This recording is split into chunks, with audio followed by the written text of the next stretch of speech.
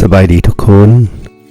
วันนี้เราจะมาสาธิตในการรับมีดให้ได้คมที่ใช้งานแบบยาวนานจะเป็นจังไดไปชมกัน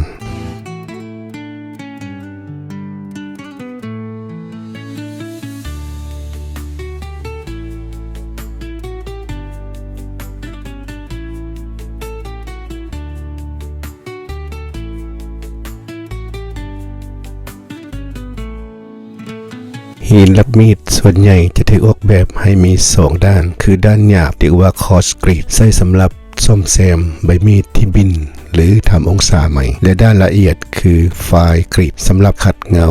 ลบคมและทำให้มีดมีความคมจัดขั้นตอนแรกเราควรเอาหินรับนั่นไปแช่น้ำก่อนประมาณ 5-10 นาทีถึงเอามาใช้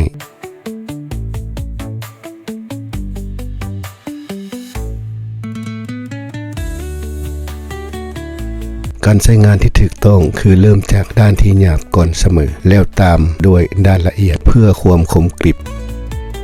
ลักษณะของการใช้งานของแต่ละด้าน 1. ด้านหยาบมีความละเอียดต่ำทำมุมประมาณ 15-20 องศา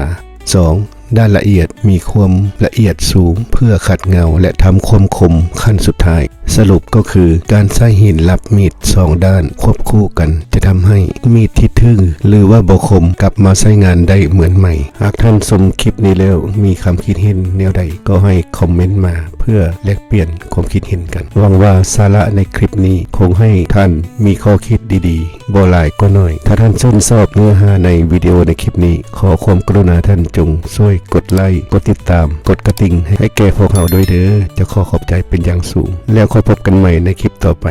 สบายดี